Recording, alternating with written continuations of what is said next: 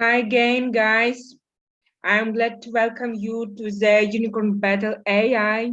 My name is Lena Yevtushenko. I am head of Unicorn Battle Asia. Also, let me introduce my beautiful colleague, Anna Fedorova, and I CEO of Unicorn.Events. Anna, the stage is yours. Thank you, Lena. So glad to be here with all you guys. Welcome. It's our fourth Unicorn Battle this season, and you are at the world's largest startup pitch contest online. Ladies and gentlemen,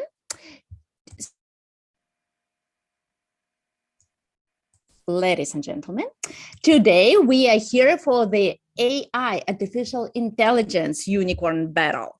And best startups we had selected will pitch live to our wonderful judges, official judges, business angel guests, and private investors from worldwide. We are live and broadcasting to all the countries of the world. So be sure to share the links within your community so everyone will see you online.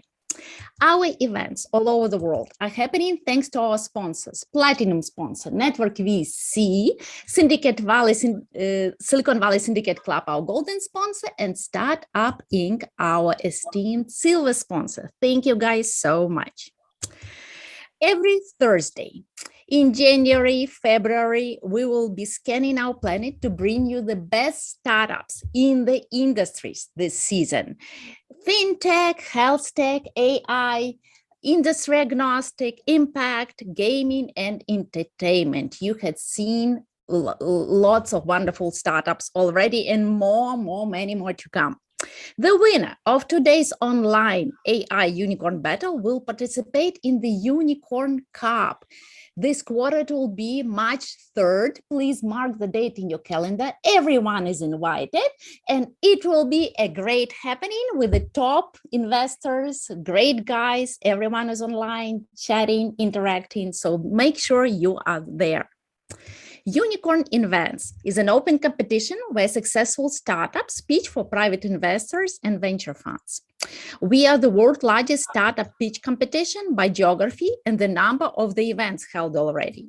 We shed a light on the best startups since 2009 and do our events on a regular basis all over the world. Join us to see the best solutions and meet great personalities. You can scan QR code and subscribe to our YouTube channel and be part of our LinkedIn community. At our events, best startups meet famous investors and business angels directly. We do a good job. Look at our statistics. Every startup pitching live has a great opportunity to solve all their problems, find funds, find experts, find mentors, move forward. It's all up to you guys. Join our events and get just there. We make people happy and we love it. We count on keep doing it for many more years. And our unfair advantage is our great network. We have partners all over the world. Our partners do unicorn pitches with us in many locations all over our wonderful planet. So contact me directly, contact our event managers. We will be introduced and let's do business together. We are open to explore synergies to help startups and investors join to play a more significant role in our whole global ecosystem. And our network last year reached 1 million users. So we are looking forward to welcoming you at our great community of partners. Who we are? We are a global ecosystem managed by a company called Network VC. It's our seed fund and the center of our venture activities.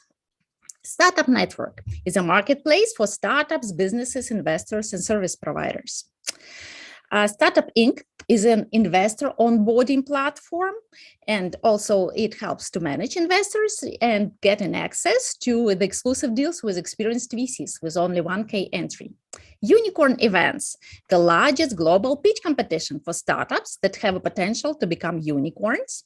VC House is a closed online community and network created exclusively for the VCs, where they can exchange deals where they are lead investors. Silicon Valley Syndicate Club is a special structure that allows business angels to invest into the best startups with small checks through syndicate deals. And we are here today for a reason that's called artificial intelligence. Why this industry? Look at the numbers. Global market size has doubled since 2020 already and expected to outperform itself by 2025. That's all according to Statista. And we had seen 45 unicorns only last year and many more to come, according to CB Insights. And let's see what discoveries we will have today. Lena, we are all eager to hear those wonderful AI startups you had prepared for us. Thank you, Anna. Thank you. So the stage is now for Kate. Kate, are you with us? Yeah, thanks, ladies. Nice to see you online. It's my pleasure to express our gratitude to all partners of today's event. You can see all of them at the current slide and at the event's landing page. I really advise you to follow their logos and check their websites to find even more options for profitable funding and possible fundraising. Together, I hope we can do much more for you and for the whole startup ecosystem worldwide. Thank you. Thank you, Kate. And now we are happy to represent our special category of judges. It's official judges. Anna, could you help us? Absolutely, it's my pleasure to welcome our official judges that represent not only the venture fund or accelerator or some great enterprise. They are representing their countries. They're leading the startup or VC ecosystem there. Please meet our friend representing Australia, Callum Beer. He is managing partner at AI Ventures. Hello, Callum.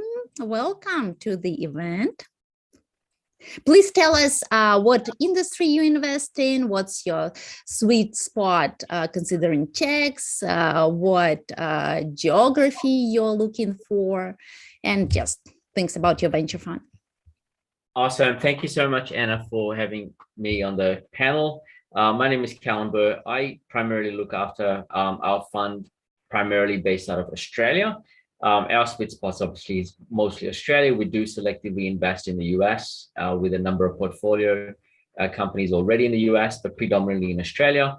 In terms of our investment thesis, we love applied artificial intelligence in a number of industries, particularly in B2B. We love B2B. Our sweet spots tend to be obviously AI driven, but applied in industries like health, education, marketing horizontally, or in terms of a number of our suite in terms of typical check size. We come in very, very early, and our average check sizes are typically between $250,000 to $500,000. That's our kind of sweet spot in terms of really early stage. And there are a couple of exceptions where we kind of get up to as far as $1 million. But other than that, Anna, very happy to be on the panel and look forward to learning and listening from the other panelists as well. Thank you. Welcome. Great to have you with us. And please meet our friend from Peru, Aldo Shenoni. He's CEO at Palgo, Peru. And Aldo, yes. So great to have you with us. Please tell us more. Thank you, Anna. For me, it's always a pleasure to join you and to participate. And yes, we are based here in Peru. We started investing in seed stage, early start stage, technology agnostic.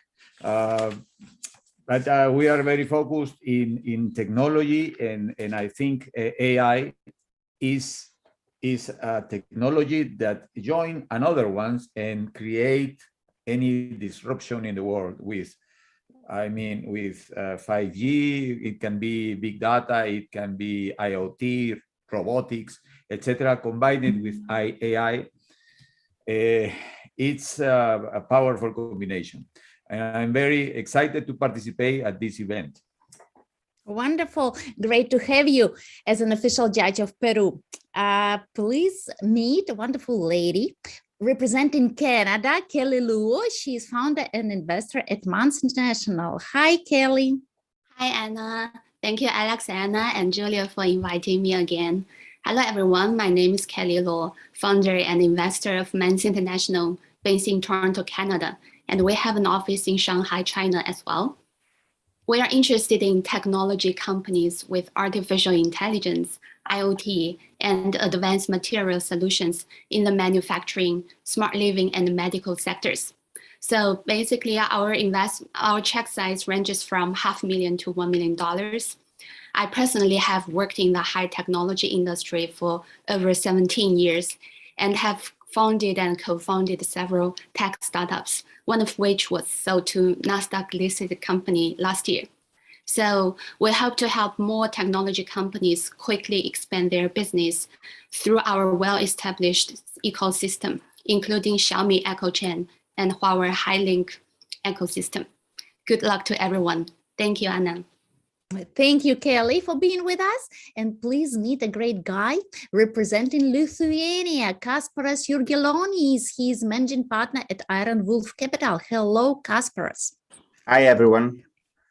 I'll introduce myself very briefly. We're based in the Baltics, covering the three geographies, Lithuania, Latvia, and Estonia, investing out of our first fund. Have around 20 investments done in the last 2.5 years. We joined the teams at the pre-seed or seed stage.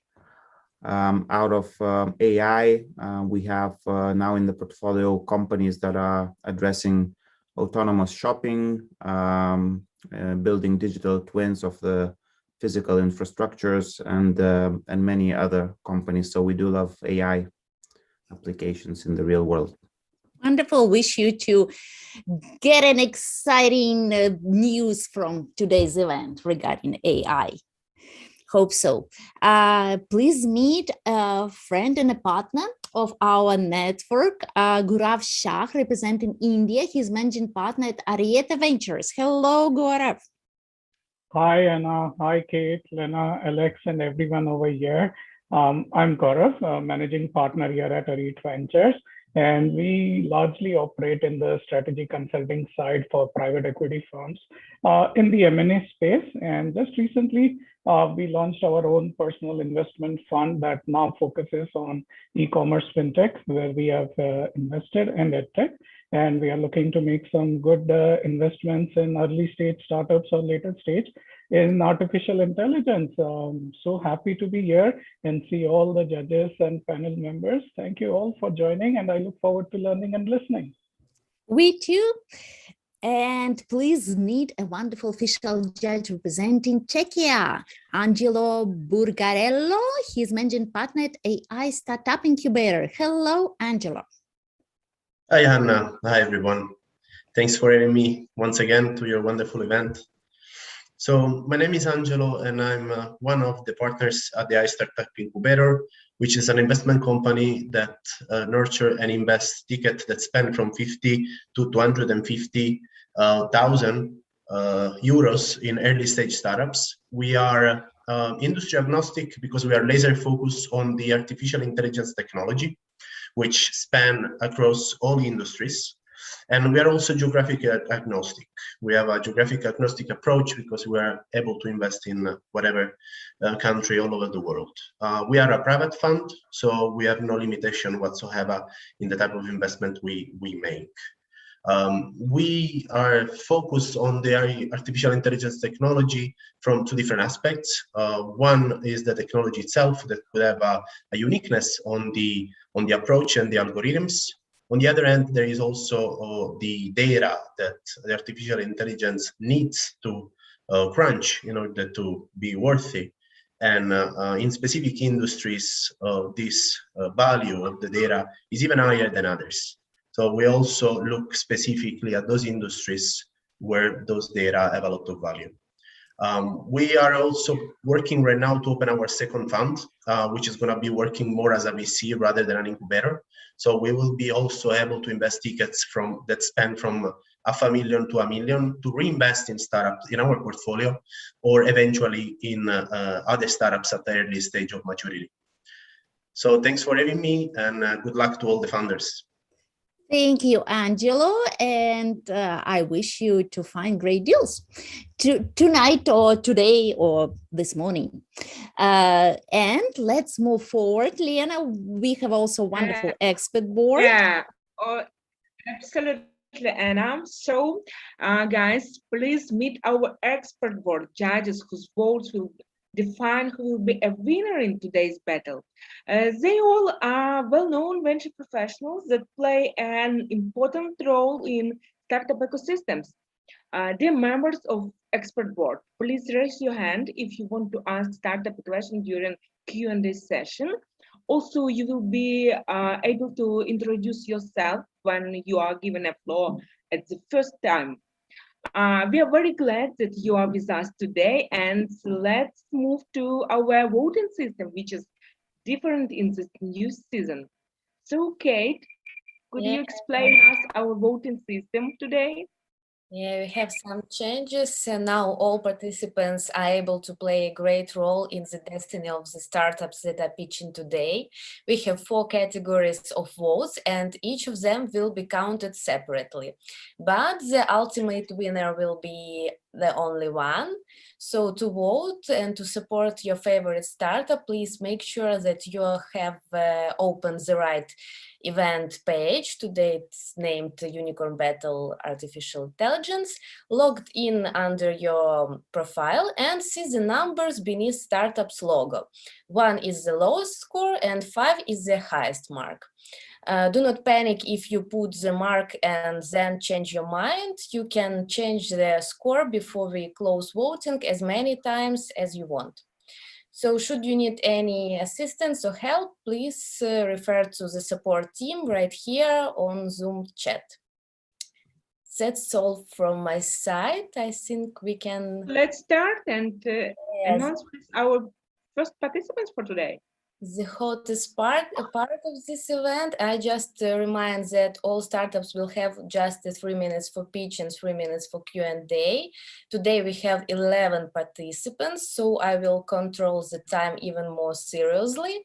Do not be offended when I interrupt you, because we are strictly limited. And let's do not waste time. Please meet our first startup, Soundraw from Japan. Hi. Hi.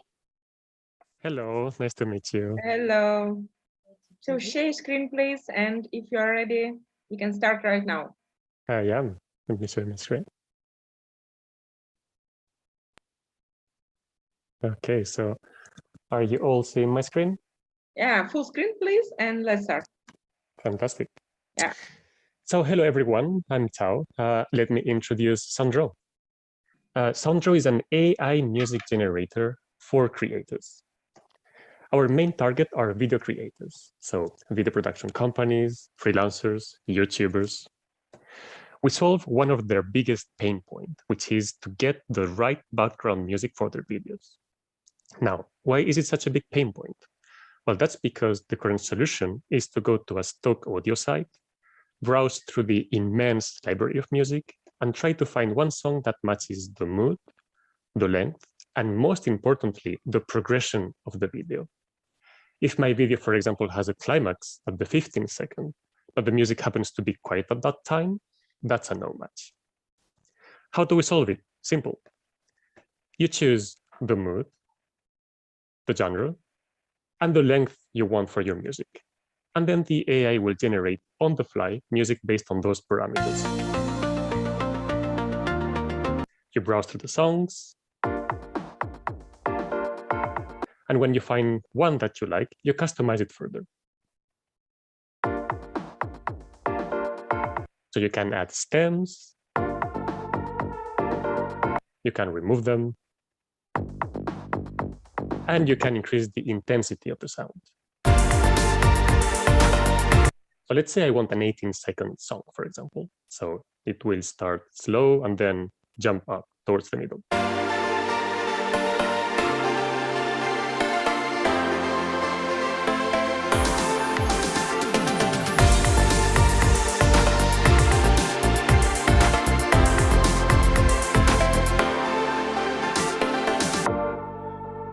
So in this way, what we're doing is that we are matching the song to the video and not the other way around. This is where we currently stand. So we have a fair amount of paid subscribers, our KPIs are looking good, and we have had sustained growth, especially in the past few months overseas, so outside of Japan, which is why we are looking for investment outside of Japan. Now, I've been talking about the video industry so far, but we are actually targeting 3 huge markets, one of them being the music industry. I'm talking about amateur artists, okay, people who can sing, but who cannot compose music. With SoundDraw, they can create original music easily, add their own vocals to the music, and then distribute the music to platforms such as Spotify, with all the royalties being split between SoundDraw and the artists themselves. That's a lot of money. So this is us. We want to democratize music the same way Canva democratized design. We want to allow people without, music composition knowledge to be able to create music. If you're interested, drop us a line. Thank you. Thank you very much. And we have first question from Robert. Robert, a question, please. Good progress, Tao. Very impressive. Thank you. So question is, who owns the copyright in the resulting generated material, and what is the split of royalties that you propose?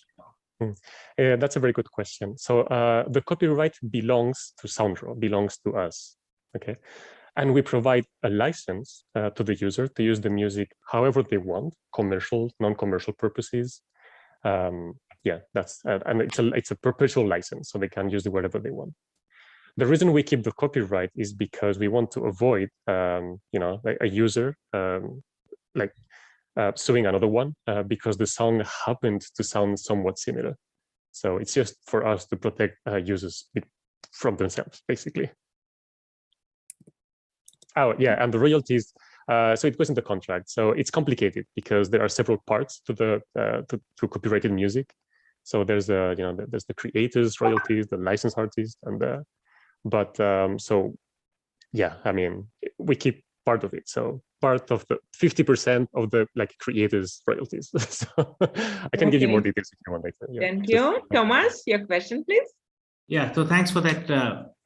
Thanks for the presentation. But I'm a little curious, if this is scalable, because today most video editing platforms give you a lot of options for putting background music and editing and so on and so forth, and a lot of amateurs are quite happy using it, and it comes as part of a much bigger subscription, and it's not just music.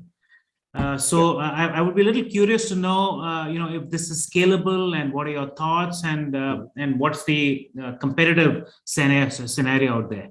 Absolutely, yeah. So basically what everyone is providing right now, so the current solution, the stock audio, is static music, so which cannot be customized. So it is what it is. If the climax of the song doesn't fit your video, then you're screwed. There's nothing you can do. This is like the next generation stock audio, because instead of trying to find the song that somehow matches your video, you're actually creating the song to match your video, as I showed before. So you can add a crescendo here exactly where you need it, or just quiet the music at another point where you are speaking. So you need to be able to hear your voice clearly. So this kind of customization is key, and this is the value proposition we propose to people. And yeah. Thank you. Last quick question from Angelo. Angelo? Nice presentation. Thank you. Thank you. So, getting back on the licensing, the music content is produced by you, or who's the producers of the song? It's produced by us. Okay, entirely. Or you also Entirely. collaborate with external producers? Right now we don't, but it's something that we are looking into in the future. At some point, we want to make it like a marketplace so that people can contribute, their own like kind of like seed, if you want, basically so the input data, for the AI engine. Because then the AI engine can grind all of that and like create like many more variations and stuff. Yeah. So that's something we want to do in the future, but right now it's not something that we have like like in a scalable way. So we're not there yet, but that's something that we need at some point, and it's in our plans for the future. Yeah. Okay. Thank you. Time is over. Let's move on. Next one is Canopy Vision from the USA. Hi. Hello. Hi, Harry. Good luck. All right. My name is Harry Helmrich. I'm the CEO and founder of Canopy Vision. Canopy is a hardware and software IoT platform for deploying AI cameras in industrial and manufacturing environments. We're located in Florida in the US. With AI vision systems, it can be very expensive to implement, often requiring data scientists, developers, programmers. Project costs can be over $50,000. For industrial customers, these cameras are often providing real-time data to trigger alerts in the plant. So we need to do this at the edge. Doing this in the cloud involves latency and delays that are often too late to trigger real-time alerts. And finally, for harsh environments like mines, pulp and paper mills, the cameras just become dirty in a matter of seconds and the AI stops working. With the Canopy platform, we have flexible hardware to perform AI at the edge.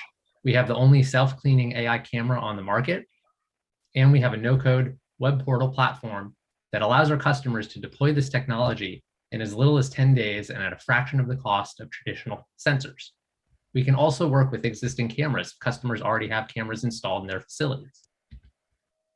Some of the example projects that we're working on involve safety monitoring. On the left, where we're analyzing truckers as they're unloading hazardous sulfuric acid. And if they're performing steps in the wrong order, our cameras are immediately alerting a siren to stop the driver from doing something unsafe. In the middle, we have cameras mounted over conveyor belts at mining facilities, analyzing product quality. Comparable systems are over $500,000. And on the right, we're analyzing a mining situation and watching for situations that can trigger a pump failure. These pump failures often cost the customer over $100,000 and currently are happening many times a year. Our market currently is focused on the industrial sector, where industrial facilities are looking to fully automate their plants and provide 100% automation. Furthermore, companies are finding great uses for AI cameras. The AI camera market is really growing.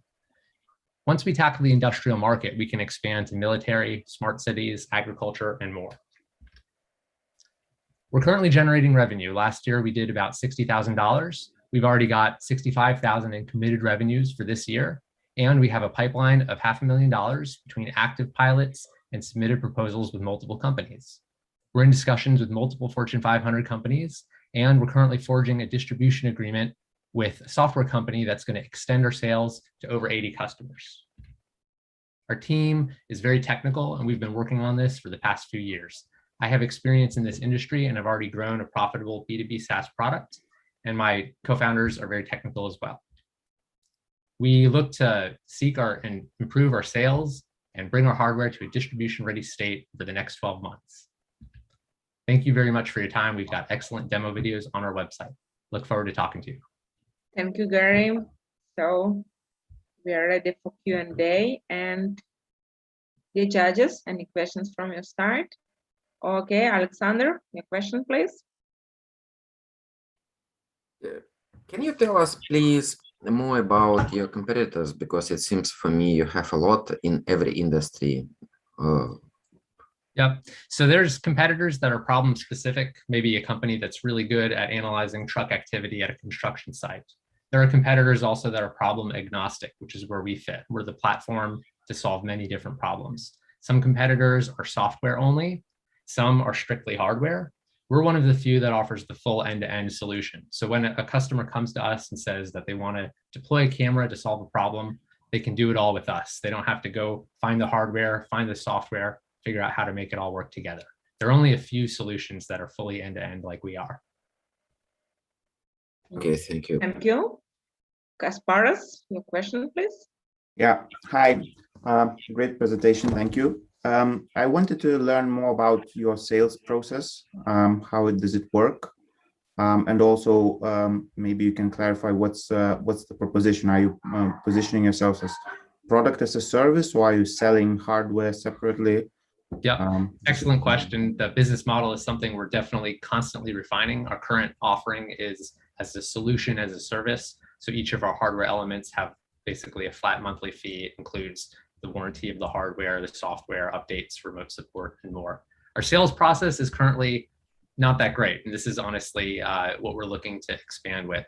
B2B sales in this sector, it's slow. It involves introductions and connections.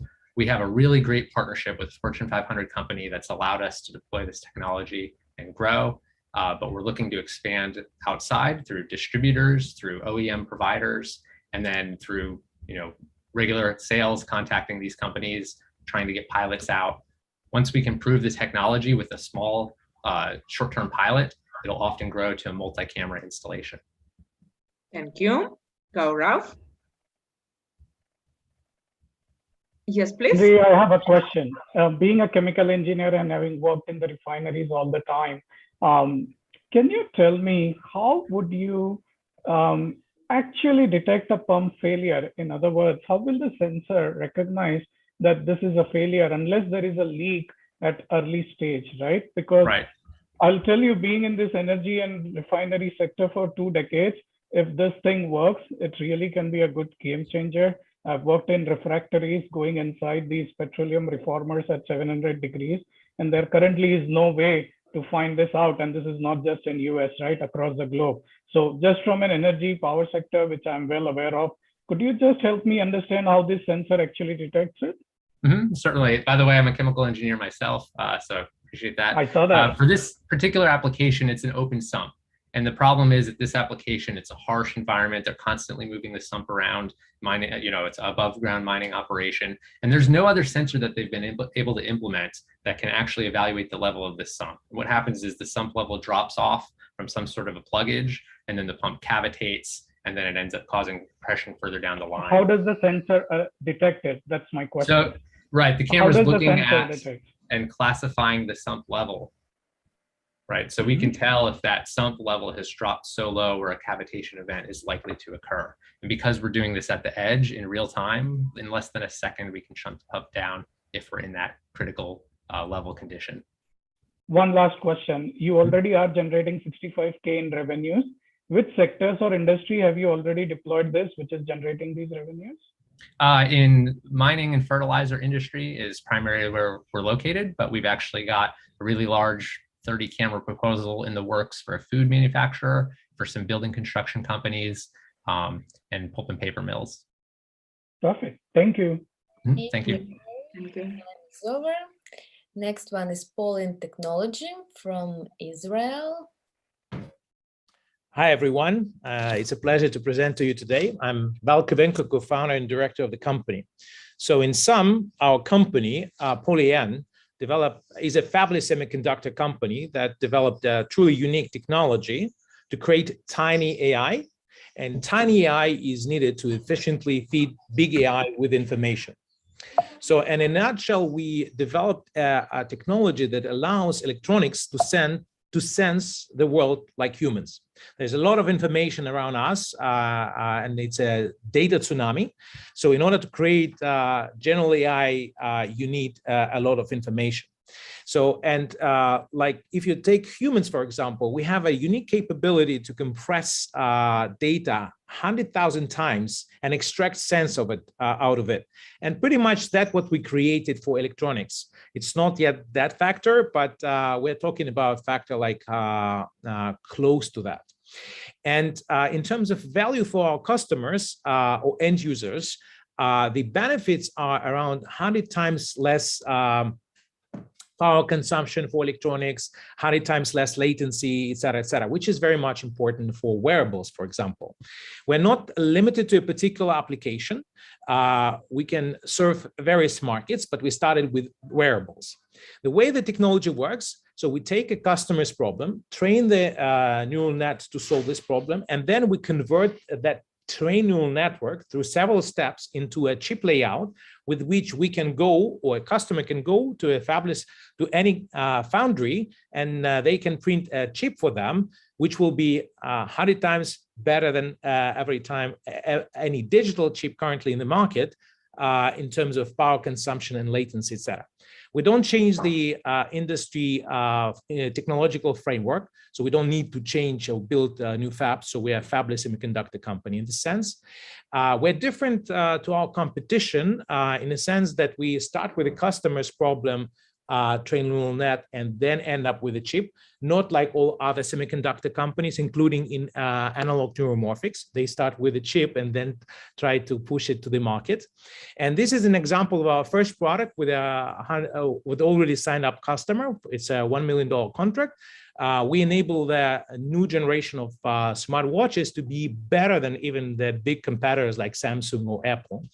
The team is very experienced. We have tons of experience at top positions in semiconductor industry, in consumer electronics, in AI, etc., and exits. And in terms of the round, we are doing now 4.5 million Series A, and 2 million is already in, including from institutional investor, and we have 2.5 million to go. So you're welcome. Thank you. Thank you very much. We have first question from Angelo. Yes, hi there. Could you please tell us a little bit about your business model? So first, we start now with a fully integrated business, not fully, like partially integrated model. So we help our customers to train neural net, but we start with customer's problem. We train it and then convert it and end up with arranging production of chips like TSMC or Global Foundries, and we deliver a chip to a customer. So it's a product model. But in the next couple of years, we plan to provide additionally a service. So a customer can come to us with a trained neural net, and we'll help them to convert that neural net into that our proprietary design layout of the chip. And the customer can go and print it at any fab itself. And about a year later, we think to go to a license or add a license model when we can license our capability to do that conversion to customers, so they can do that conversion and printing themselves for bigger customers like Apple, like TI or Samsung. Okay, thank you. Kasparas. Hi, thanks again for the presentation. A couple of questions. One is, what's your patent policy and strategy? Do you have, are you aiming to acquire any of them? And second, can you describe in any way that you feel confident without any, revealing too much confidential information, how does your pipeline look now? Okay, so in terms of patents, we have 18 international patents applications through US, through Europe. We retain Morgan Lewis for that, and we do have like a very solid patent strategy, and we have advisors on that. So we haven't received any arguments from patent office, and they accepted that. So it's phenomenal. So it's like really empty space for us. In terms of pipeline, so currently we have that company, which is a small player in wearables, but we have discussions now with Samsung, with Huawei, with Swatch, and with that company. I cannot disclose it. It's under NDA. So we currently focus on wearable segments.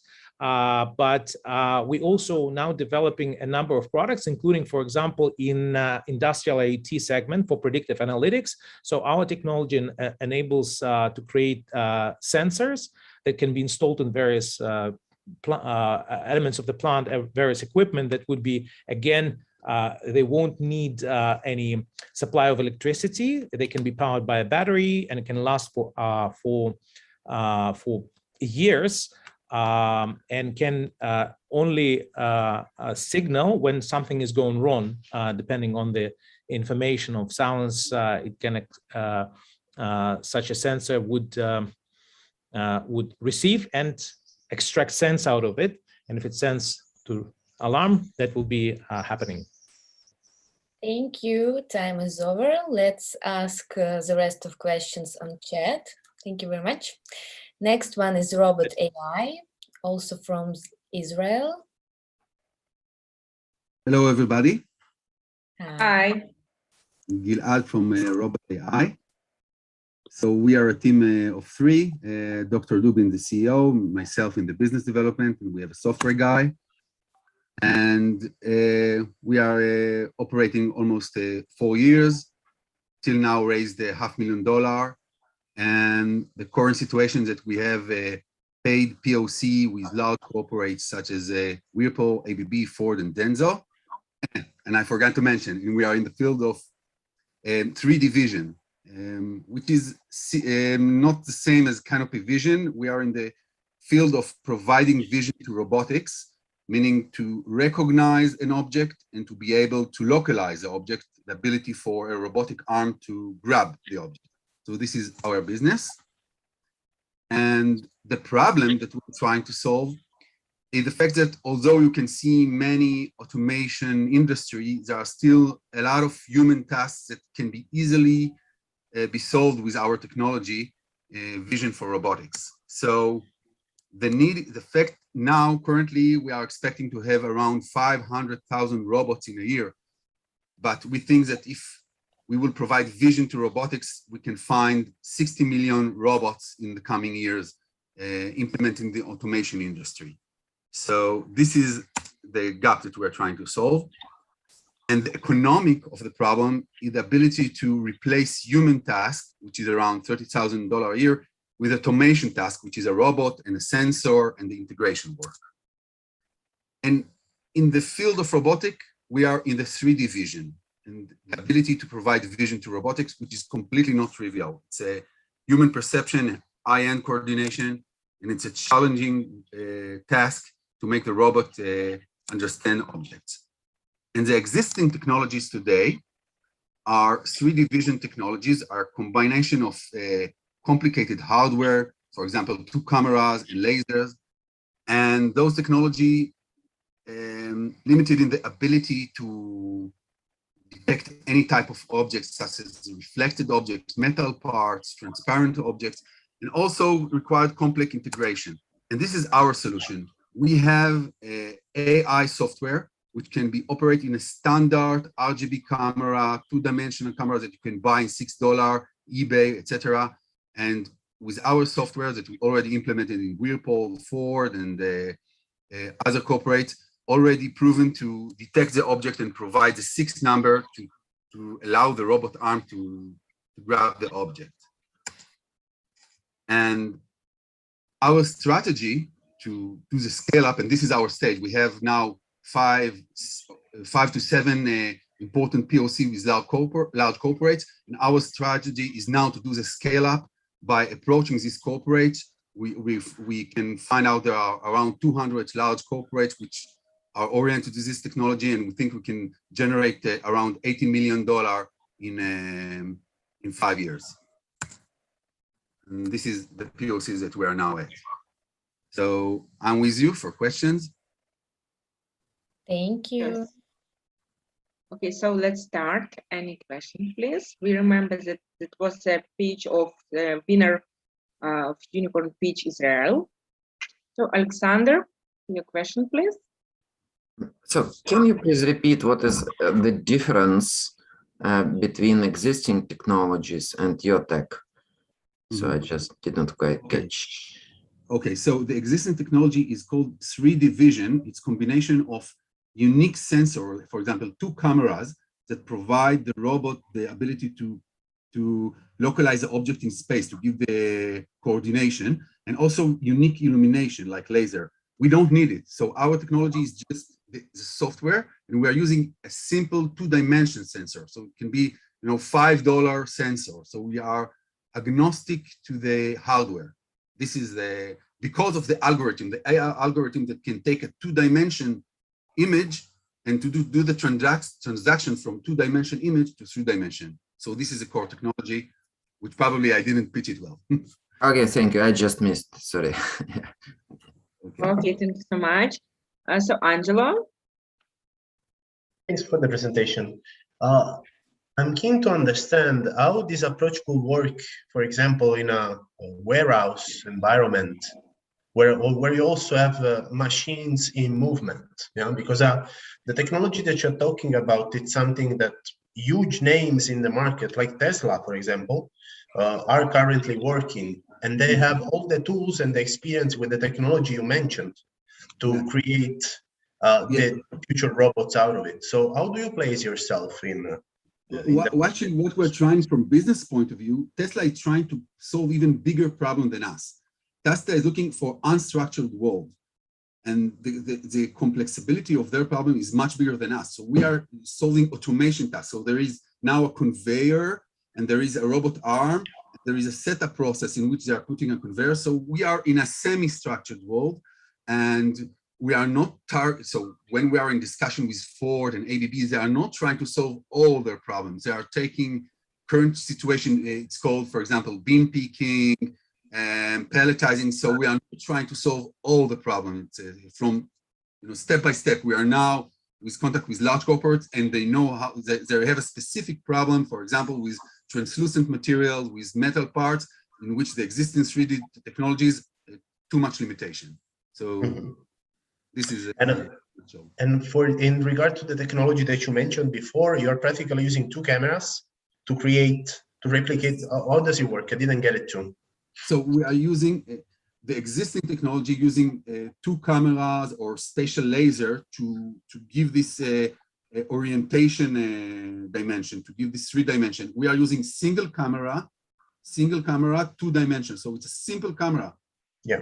And just the most simple camera in the market, $5 that you can buy. And we are agnostic. So we know how to do the transaction from 2-dimension image to 3-dimension coordination. And is this a patent technology that you have? No, sorry, we don't have a patent, unfortunately. Okay. Yeah. We should work on it, but currently we don't have. Okay, last quick question from Gaurav. MechMind and Pfizer are already ahead of you, right? Given the fact that you don't have an IP, how does your product differ from what MechMind, Pfizer is doing? MechMind is already into Series C and have picked up quite some industrial customers. What's your differentiator over here? Because most of the service or idea that you demonstrated in the presentation is quite similar to what I see in the competitors.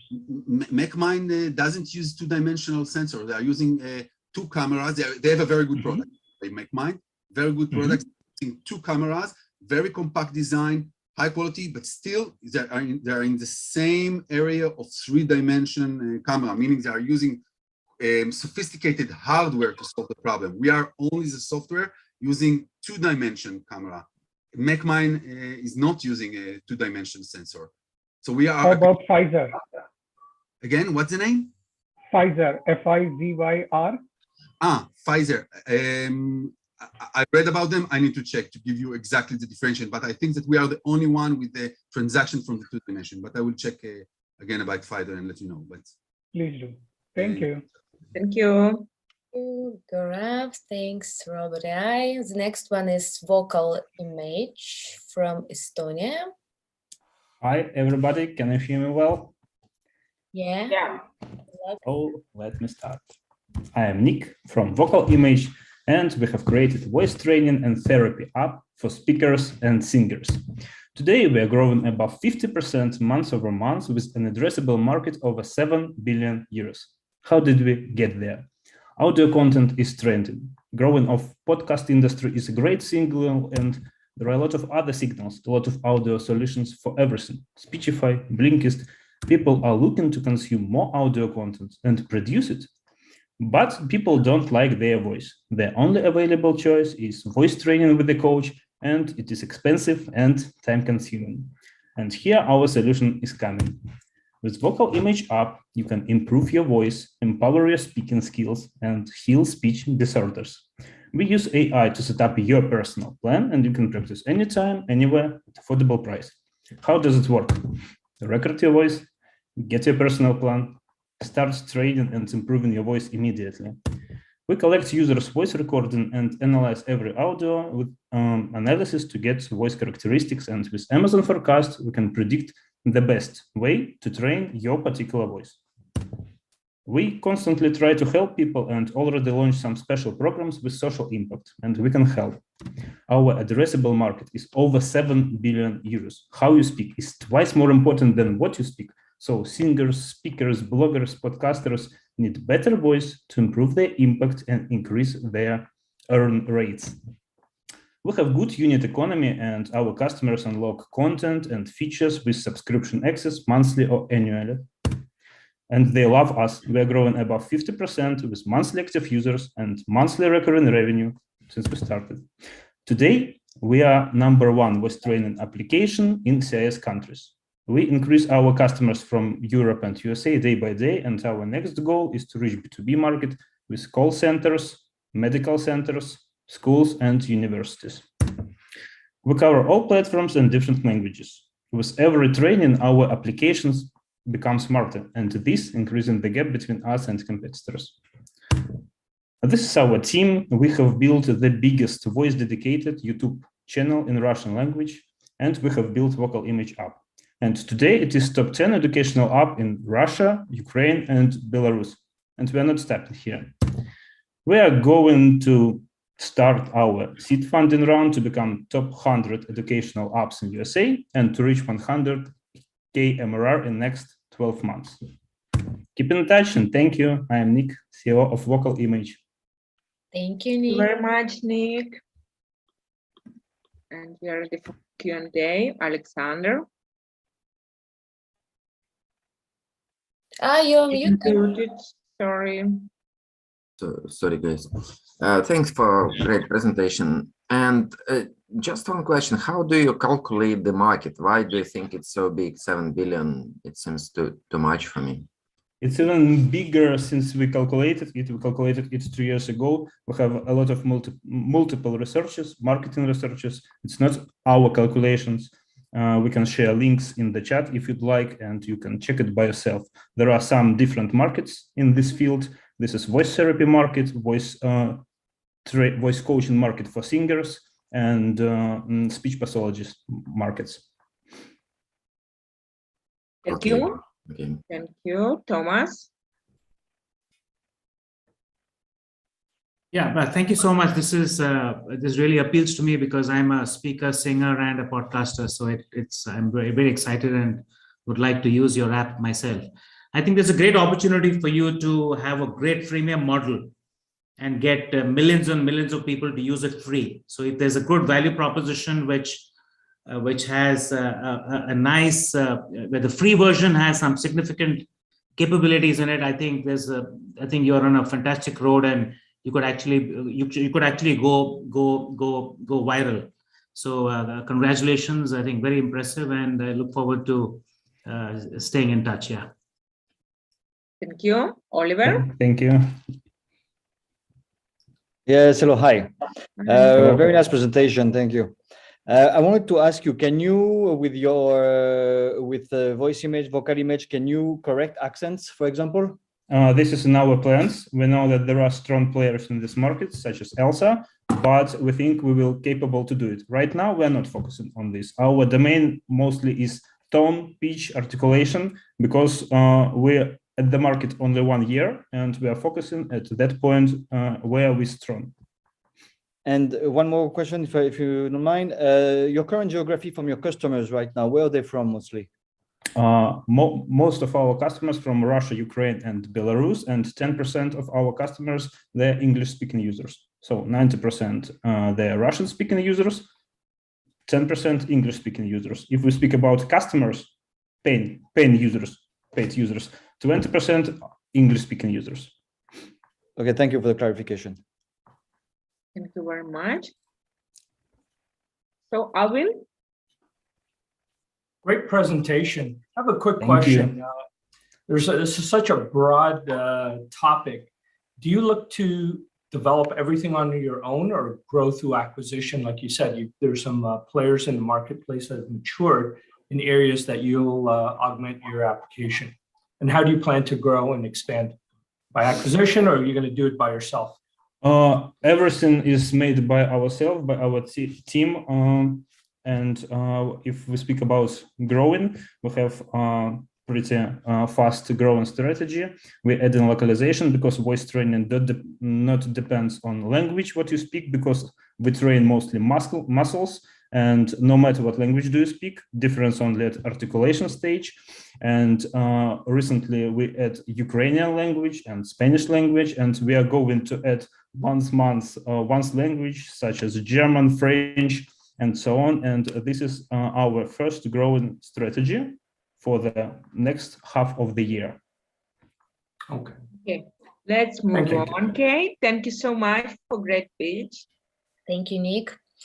The next one is Al Gomo from the United Kingdom. Hello, can you hear me? Yeah, hi. Perfect. So let me just start sharing my screen.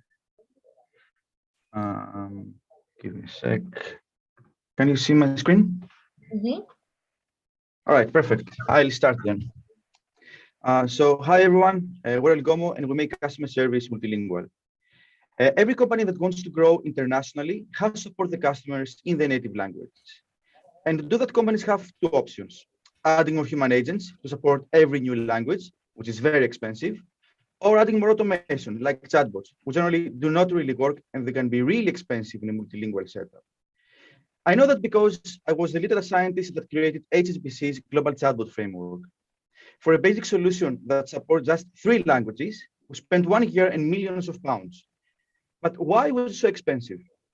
Well, that's because we follow the industry approach of creating a separate bot per language.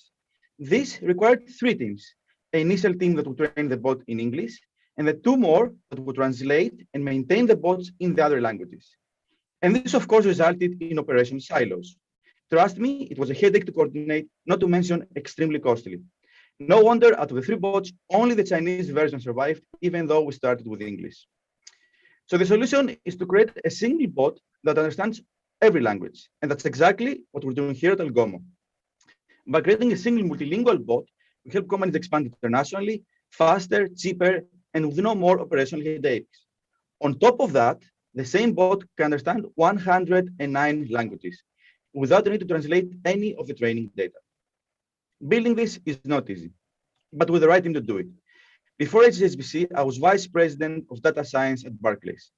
And the rest of the team has PhDs in machine learning and has worked in this exact problem in top international companies.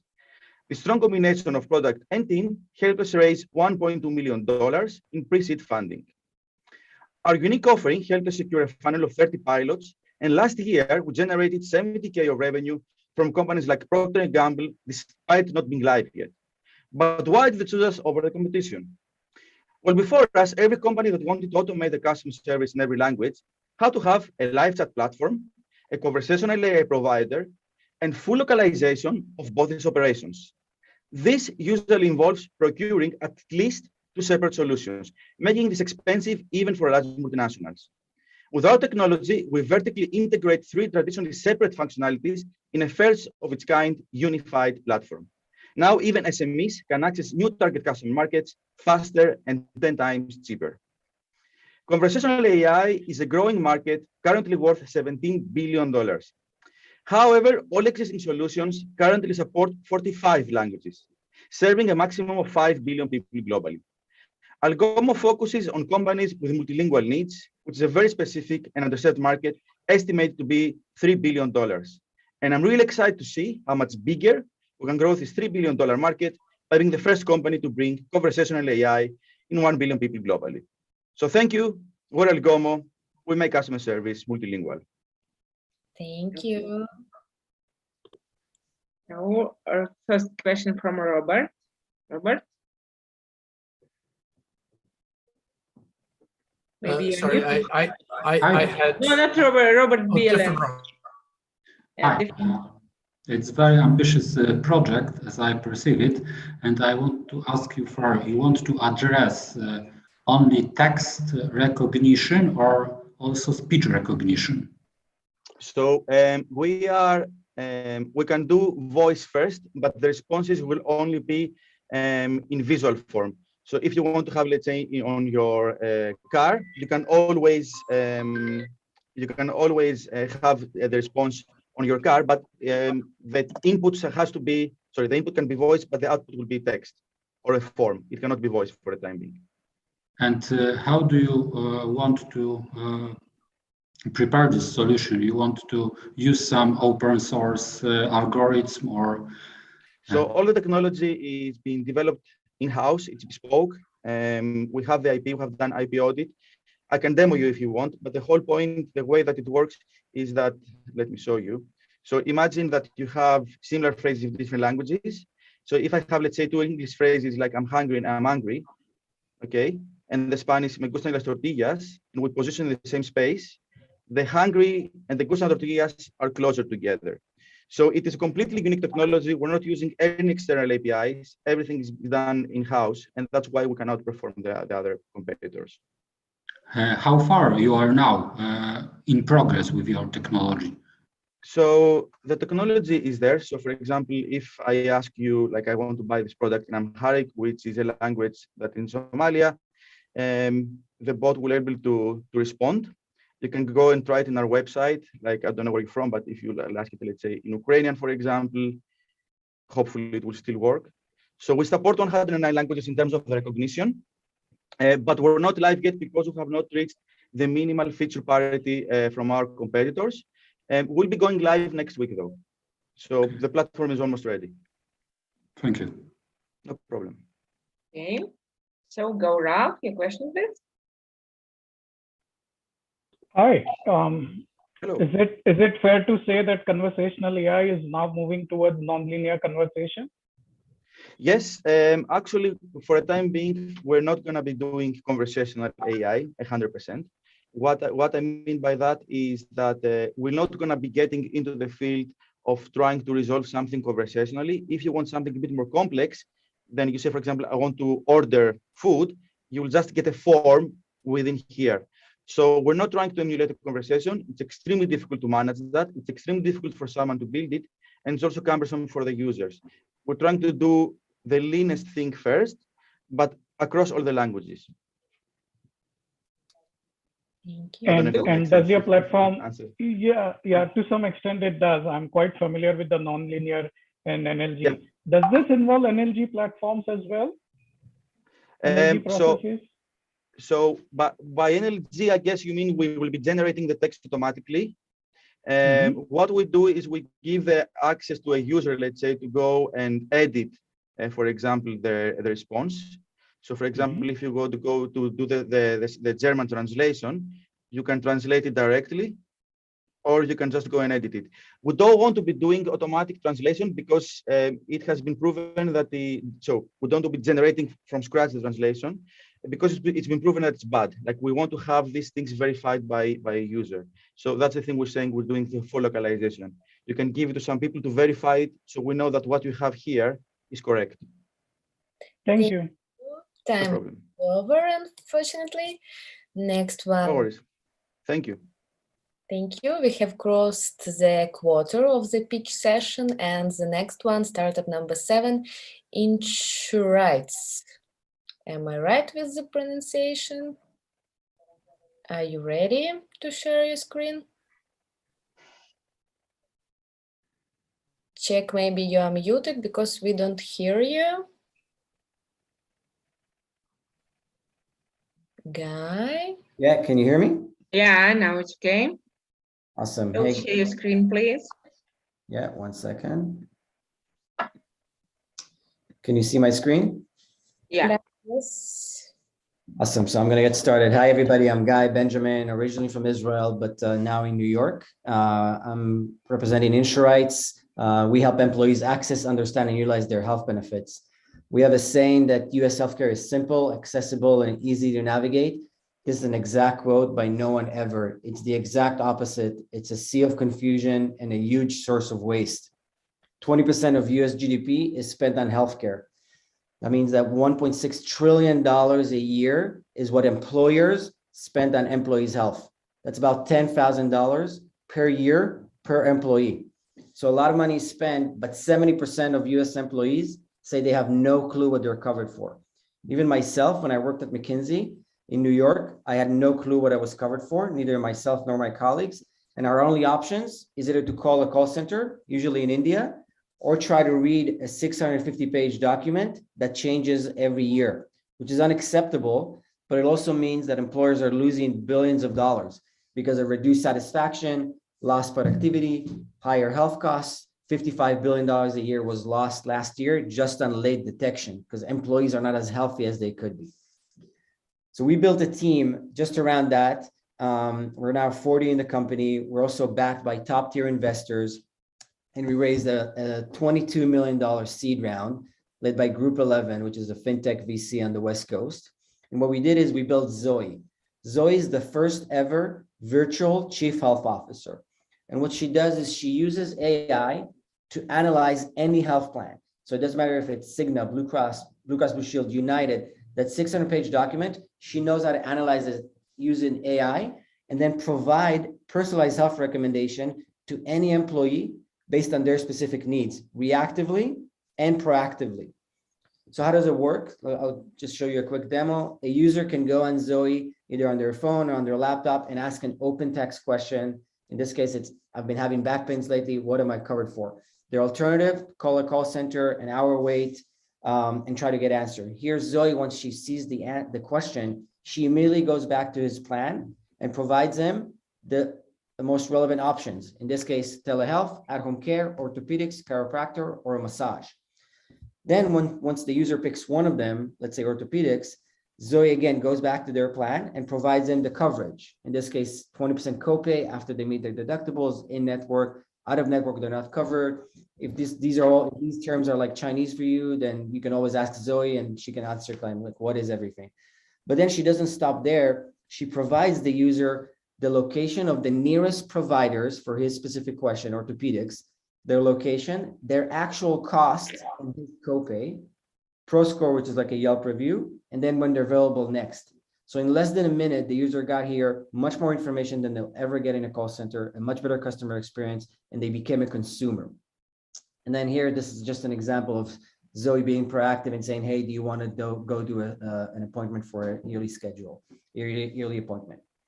Now, why would employers pay? They want to increase employee satisfaction. They eliminate the need for call center, healthier employees, early detection, and they actually get a sense of what their employee needs are because every year the plan change, but there's no data behind those plans. And we charge about $4 per month per employee. So very, when you think about you're already spending $10,000 a year, this is less than $50 for a very high ROI. We're already working with a bunch of companies. Actually, to the Q&A. That's it. Thank you. And we have first question from Angela.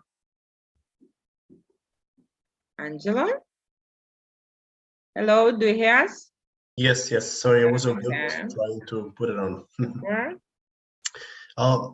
So the landscape of the competition is pretty busy, I would say.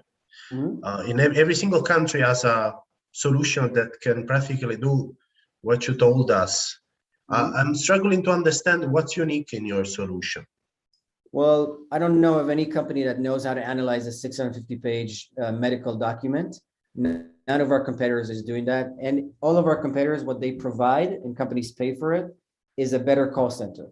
So they'll say to the customer, hey, instead of calling your insurance provider, call me, I'll have a person, and that person will do Control F on your plan and find you the answer. Nobody yet that we've seen is doing an automated analysis on a plan. We're plan agnostic, we're completely digital. All of our competitors are phone-based or labor-based, and they actually charge almost 4x of us. Our biggest competitor, Accolade, charges $18. Sorry? Charges $18 a month, and they basically provide you a better call center. What that tells me is that there's willingness to pay. I mean, we already have customers, so there's definitely willingness to pay, and no one else is giving a fully digital, no need to talk to anybody experience. Mm-hmm. Okay, thank you. Okay, thank you. Alexander. Thank you for presentation. Am I right that you raised 22 million already? Yeah. Yeah, and can you tell us about the traction? Where are you now in terms of number of the clients and probably revenue, if you can tell it? Yeah, so we've been in the market for only 2 months. We have about 10 signed up customers, employers, another 10 employers that are already sent a contract, so should be signed up in the next month. We have our first users, so a few thousands of employees already using the platform. Our revenue for this year should be around $500,000, between $500,000 and 1.5 million. Next year should be around between 6 to 9. So yeah, we're getting much more traction than we anticipated. Again, we've only been in the market since November. Thank you, Gary. Gary? Yes, I'm here. Yeah, I just want to add one thing. Great presentation. So I had a conversation like this with the CEO of Stanford Health, and I understand that there's another dimension to this, and we can talk about it further. I don't want to take everybody's time today, but you might want to think about concierge doctors. I mean, I hired a concierge doctor, the head of one of the departments of Columbia, is my physician. It dramatically changed everything. And I got into appointments in a week that would take 3 or 4 months. I got the best doctors. And so there's another level to this. And actually, when I looked at the costs, it was a lot cheaper, over time, because I had a different insurance policy. It actually was a better benefit. So just another angle to it. Love what you're doing. My background's artificial intelligence. I've been building companies for the last 30 years, and I've had 2 unicorns. So, and one of them is from Israel, by the way. Awesome. That's great. Thank you. Thank you. Let's move on. Thanks, Guy. Next one is Haas. Hi, everyone. Can you all hear me? Hi, Leo. Yeah.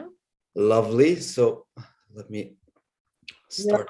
From Germany, yes? Yeah, well, we're more complicated than that. I'm originally from Russia, grew up in the Netherlands, but one of my co-founders is German, and we decided, why not have a German company? But we're a multinational, we're all over the place. Good morning, everybody. Good morning from Amsterdam. Oh, no, not good morning. Good afternoon from Amsterdam. We are Haas, Happiness as a Service. My name is Lev, and we are the future of customers communications, helping our customers to make their customers happy. Now, 2 years ago, we decided to build a superior feedback communication tool. And above all, it is a team effort. And here you can see, and later on we can discuss it more in details, we are the perfect mix of commerciality and technical stuff.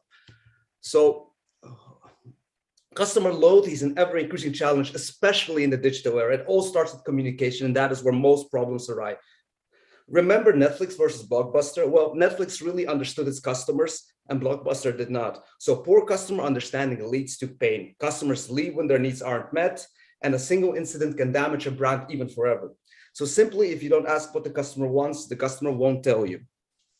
Now, haven't we all at some point had trouble with poor customer experience? You end up asking yourself, why doesn't this company understand my needs? The solution will follow the data, stupid. And that is why Haas goes beyond feedback and translates the feedback into insights and therefore into action. Now, when an organization gets an 8 out of 10, what does that actually mean? Well, we gather actionable insights that lead to new sales opportunities and better engagement. So overall, Haas offers easy and elegant experiences, improving the bottom line along the way. Now, what about the future? Well, we have validated Haas with our corporate partners, our first customers, creating a product market fit within several key industries. The next step is to democratize Haas, making it accessible for everyone, making it at scale. We will do this by blending the different machine learning disciplines, such as natural language processing, computer vision, and graph neural networks, creating deep insights for businesses and smart dialogues, allowing the users to say what they want as fast as possible at scale. Our target market is where customer experience management meets personalization, and this industry is seeing exponential growth, and it is of ever-increasing importance for organizations worldwide. Now, here we want to illustrate we really understand the sales process because we're very sales-centric, from the first approach to signing up the customer, which will result in a $9 million turnover by 2025. Excuse me. So we are a SaaS company with monthly recurring revenue, focusing first on enterprise and solidly pivoting towards inbound marketing.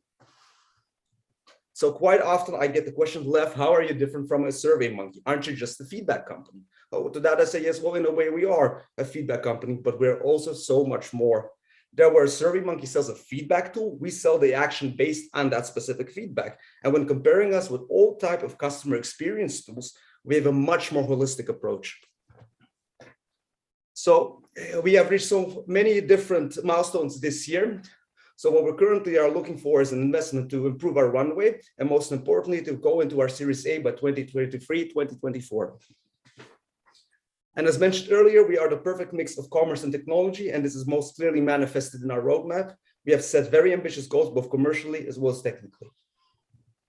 So please reach out to us regarding any questions. We will gladly go into detail and provide more context. We are looking forward to connecting with all of you. Thank you very much and have a lovely day, wherever you may be. Thank you, Leo. My pleasure. Okay, so the judges, we have questions. Alexander. Thank you. Can you return to your slide with your traction, or just tell us about your traction for today? Yeah, the traction, I'll go to a different slide that is not there, that I can go more into depth about the traction. So this is our sales funnel for the last quarter of last year. So this is currently what we're now working with multiple energy companies at the moment, mostly in the Netherlands, with ThyssenKrupp, which is signed beginning of this year. And we're currently working with a lot of different companies in finalizing the deal. For example, the Samsung Benelux one, I think, will be within 6 months. We will be able to sign them, hopefully, if the talks go correctly. Okay, thank you. Any other questions, guys? Okay, so Michael. Yeah, yeah, it's very interesting. I'm just wondering, on your chart, you have a couple companies with pilot extended. I'm just wondering why they extended rather than bought in, and what you learned from that experience. A great question, Michael. Well, first of all, let me provide you a very European focus on it. One of the problems at the moment is the current geopolitical situation. That's why some of the projects were halted for a while and then restarted, because we were dealing with new customers and no new gas energy projects were sold to consumers, which is unfortunately the stage we're at.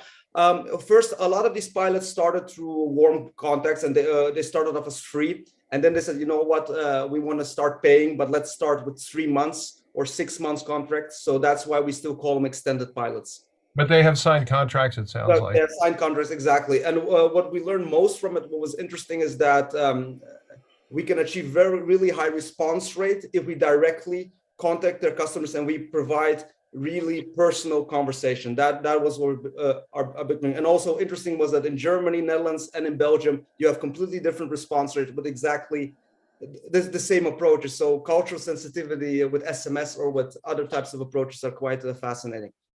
Do you have any data from customers? Have you done any research? If you're promoting happiness as a service, do you have any data that says the customers are happy?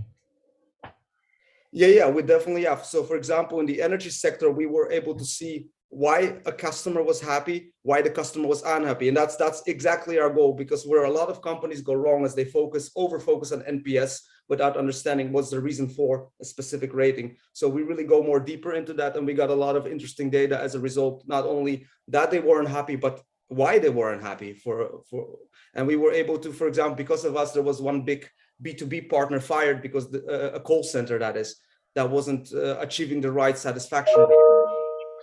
Well, best of luck to you. It sounds very interesting. Thank you very much. Thank you.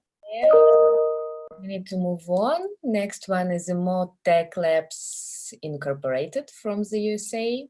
Alex. Hello. I hope everyone is having a wonderful day. So 3D visuals are at the core of virtual commerce.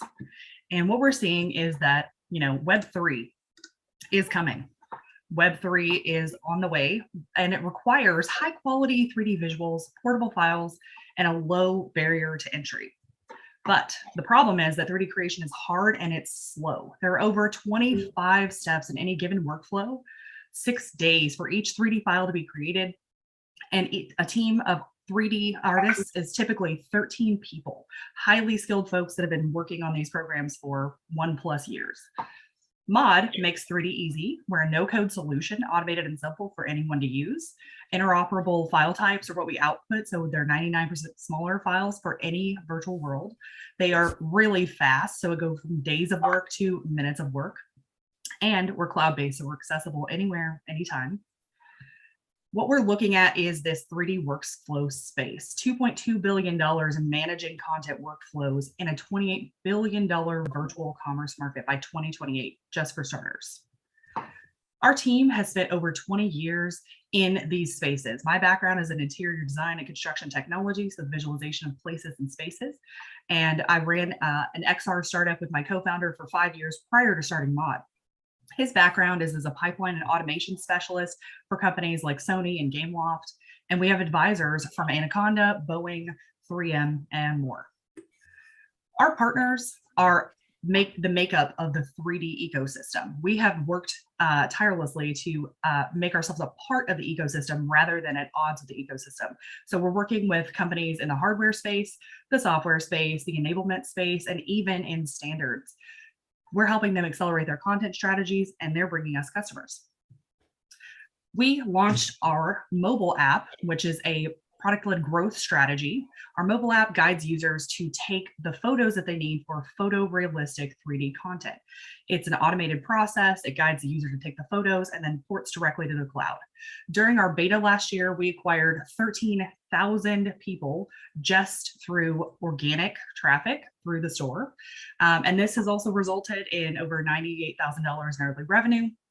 And we have $10 million in our pipeline. We, through our trials and pilots, have acquired over 166 terabytes of proprietary 3D data sets that are very hard to come by. And we're seeing opportunities for new revenue streams like NFTs and virtual goods. In the next 6 months, we anticipate closing a ton of deals that we have in our pipeline with some major Web3 companies, Epic, Unity, and Samsung among them. And we look forward to your questions. Thank you. It's always a pleasure to meet female founders at our events. Okay, so first question from Kasparas. Hi, great to see female founders as well. Question about fundraising. Have you fundraised, what have you fundraised so far, and what's the plan going forward? Absolutely. So we raised $770,000 in venture capital in our pre-seed rounds. We are launching a seed round now, raising $1 million and anticipating that to really get us to $1 million MRR, build out our team, including on the ML side, development side, and operations, as well as sales and marketing, and filing 2 patents. So that is where we're focused at the moment. Thank you. Michael? Yes, hi. Hi. Thanks for that presentation. Really interesting. I'm wondering how you mentioned, I think, 166 terabytes of proprietary data. Yes. How does your process yield proprietary data? So we ran pilots early on with production studios that already were doing volumetric video, photogrammetric data sets. So these data sets are hard to come by. And so as we worked with these companies, we took the data sets in to train our algorithms. And then when we launched our app, we also ended up with roughly 60 of the terabytes are from the mobile app. And so we have very high-end data sets and very low-end data sets that we can use to train our algorithms. And you mentioned the photographic process that yields 3D. Can you do that with video as well? We can. Right now it's set to do captures, essentially just photo captures. We can do video and break it into frames. That is an extension of the system that we can do. And we have worked with some of our larger companies that want to use video instead of photo. But you can't convert at the moment video into 3D video, is that right? We've done 3D video, volumetric video at scale with clients. It's a little bit earlier in its adoption. We did solve for that on the software side rather than the hardware side, so we do not require depth sensing cameras, etc. And we have the functionality of portable camera rigs, so we can work with any type of rig. And we've worked with customers to help them actually transition traditional photogrammetry rigs into volumetric video rigs. So that last question, what's the quality of the 3D video? How high is it? I mean, it depends on the use case and where you're putting it. So we have optimization within our pipeline that optimizes it for the output. And so if you're putting it on mobile, you're going to get a lot lower quality. If you're putting it in a movie, you're going to get a lot higher quality. So it depends on the use case. Okay, great. Thanks. Best of luck. Thank you. Thank you. Last quick question from Gary. Gary? Yeah, I'm here. So question for you, why are you raising such a low round? You said $1 million after you raised what, 750, correct? We raised 770 prior. We're raising $1 million now because we are a very capital efficient company. It's a completely automated system. There is no human capital that's needed to run the system itself. It's primarily on sales and marketing, getting out there into the market, getting our name, known in the world, and then running through the folks that are already in our pipeline at this point. And how long is that $1 million going to last? 18 months. Okay. I mean, I've been in that situation before where I've raised too little and then end up getting a year into it and I had to go back and just distracting. So, just something to think about. Thank you. I appreciate it. Yeah. Thank you. Thank you. Thank you. Last question from Robert. Thank you. I've got two quick questions. The first is, do you create your own proprietary VR engine, as could I said, from the scratch, or you simplify one of the existing on the market? And the second question is, could you tell us more about your business model? Yeah, absolutely. We do not have our own engine at this point. That's something that we could do later. For now, we opted to work on folks that are already in the ecosystem, right? We know Unity and Unreal have the game engine market kind of unlock. And so we're creating partnerships and client opportunities with them. That could be a way that we go in the future, but right now that's not the plan. And remind me of your SaaS. We're SaaS-based at this juncture and license-based. It depends on the client. On the mobile side, the product-led growth, SaaS obviously is a great opportunity for us to get people in. With that 13,000 folks, we learn a lot about how to create a product-led growth strategy, and you have them be our champions inside of enterprise as well. And we see ourselves expanding the licensing opportunity with most of those large players that are on that slide for a pipeline, but keeping the SaaS-based process for more sort of on-demand services. Okay, thank you. Right, have a good luck. Thank you. Thanks, Alex. Next one is Typewise from Switzerland. David. Hello, everyone. Hi. Hi. Hi. Can you see my screen? Yeah. Awesome. So my name is David. I'm the CEO and co-founder of Typewise, and our mission is to decode human thoughts. Now, the average worker spends over 1.5 hours typing into various enterprise applications every single day. And we believe we can make the time 2 to 3 times more productive. So basically, we build text prediction technology that connects to all sorts of enterprise systems and increases the productivity. We have 43 patents granted and pending and work with one of the best research institutes on this field globally. This is how it works. We basically predict full sentences, full paragraphs, and increase thus the writing speed, eliminate errors, but very importantly, we also understand what language is effective. So if you're writing a sales email, we understand what type of language converts better into revenue. And we can then suggest that language to also the more junior staff and basically bring everyone in a department up to the level of more senior people. Our technology outperforms Google, Apple, Grammarly, and also others. And we've basically pioneered this technology first through a B2C app, which we've grown to almost 2 million downloads by now. It's also revenue generating and won numerous awards, but are now bringing this to enterprise clients. We've piloted this in September and already signed with Fortune 500 companies 2 agreements and have been accepted into a large AI accelerator run by one of the biggest telcos. And the goal is to grow this to now 10 to 12 clients by summer. Our launching segment is in customer service, where there's a lot of repetition and a lot of text, but obviously that's also very applicable to sales teams. And then we can expand across the enterprise into other functions such as marketing, HR, admin, and in the future also legal and compliance. The market for this technology is large. It's growing extremely fast, and by 2030, this will be a 30 plus billion market. So we have basically grown 3x through the B2C app from 2020 to 2021. These are Swiss francs, so it's about 200K ARR last year, and are expecting to cross the 1 million by mid-2023. We have a strong team both on the marketing and sales side with guys from Uber, from AWS, but also on the AI side with PhDs that also spend time at Toshiba and ex-Google and so forth. We've raised a total of 3 million, also plus 1 million research grant, and are raising our seed equity round later this year. So thanks a lot, and happy to engage in the discussion. Thank you for great page. And we are ready for Q&A. And first question from Robert Nagler. Thank you.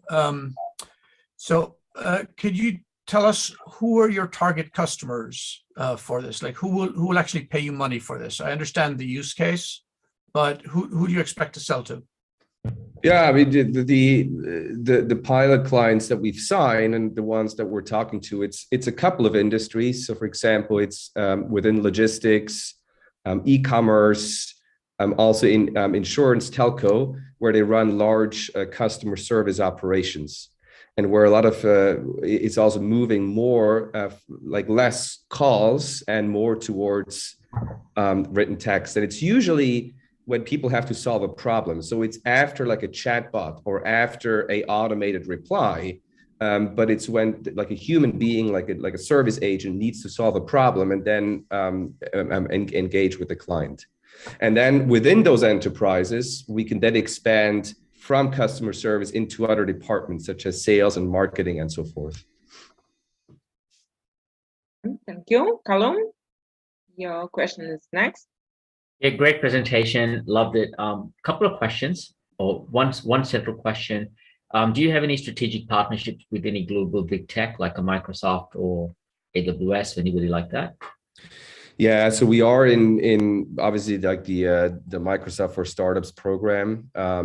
We're also from Oracle. We are discussing with first CRM providers on a direct integration. So the approach is always to have one key pilot customer that is using that CRM system, and then start like show the results that we achieve within that CRM system, and then target a direct integration, which will give us access to hundreds of clients at the same time. Awesome, thank you. Okay, thank you. So Michael, your question. Thank you. Yes, I love Decode Human Thoughts. That's really clever. Can you tell us how you make money, how you price it? Thank you. Absolutely. So the target pricing that we're also now discussing with our pilot customers is at $25 per month per seat. And so hence we're looking at organizations where we quickly can get to 100, 200 seats at the same time. So to have at least 5K MRR as a starting point per client. Thank you. Thank you. Calvin? All right, thank you so much. That was a nice presentation. I have a question around your competition. There are a couple of AI writing automation bots and what have you, which I think Jarvis or Jasper, which they are now being called, one of the leading one. Just want to know, like, what differentiates you from all of these guys in the market at the moment?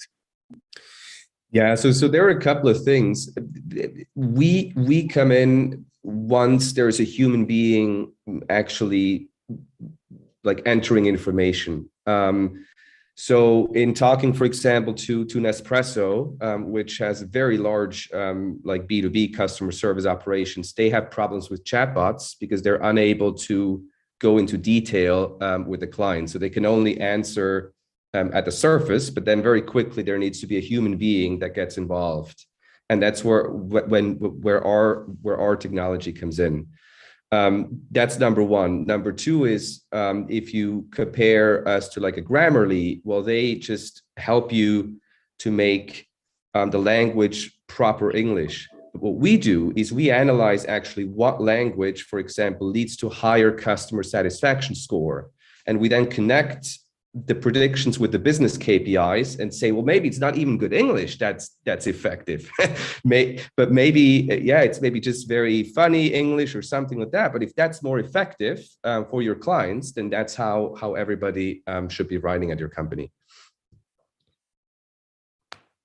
Thank you. I think we need to move on. Let's ask the rest of questions on chat. And thank you, David. And our last but not least startup for today, Untitled from Israel. Hi, guys. Hi. So Untitled is a winner of Unicorn Pitch Israel. You see the screen? Claudine.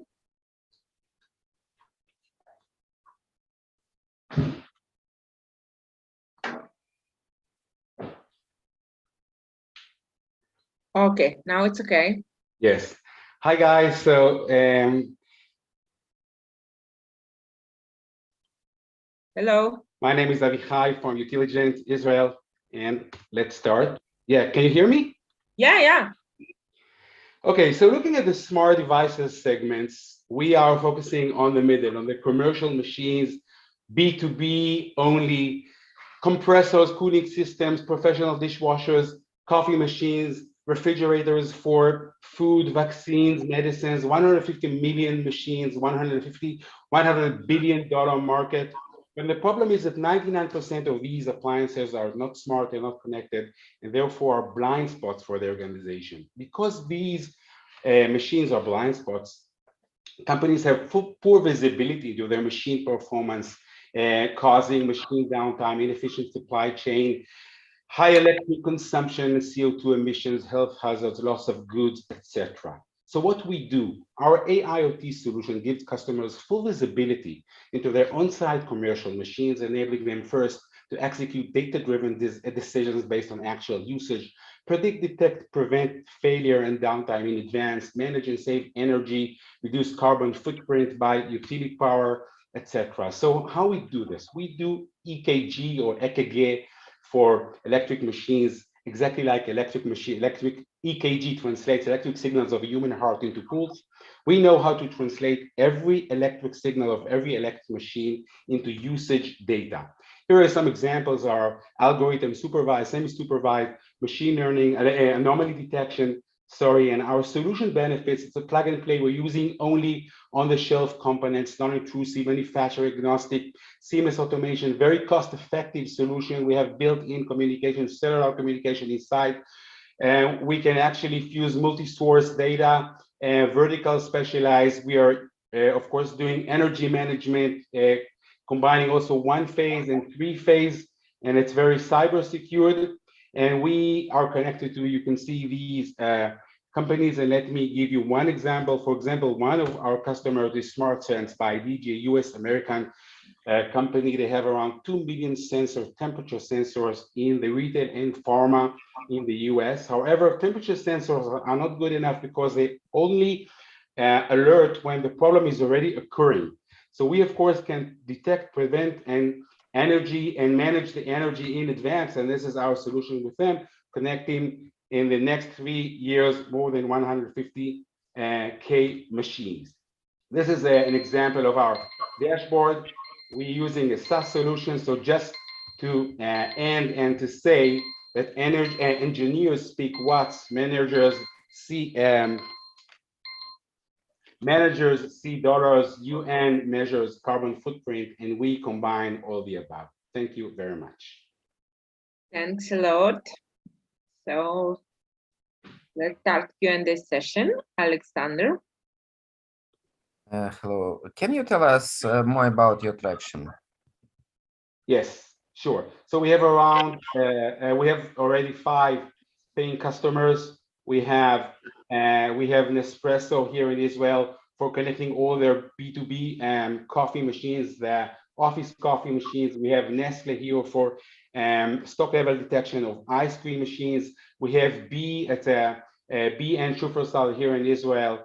Retail, the biggest retail supermarket chain. And we have also DG Smart Sense in the US. We're just at the beginning of our revenues. We have today connected less than 1,000 machines, but the plan till the end of this year is to connect 10,000 machines with all this pipeline, and you can see all these logos. So we are, of course, on the right way for doing it. Okay, thank you. Thank you, Gaurav.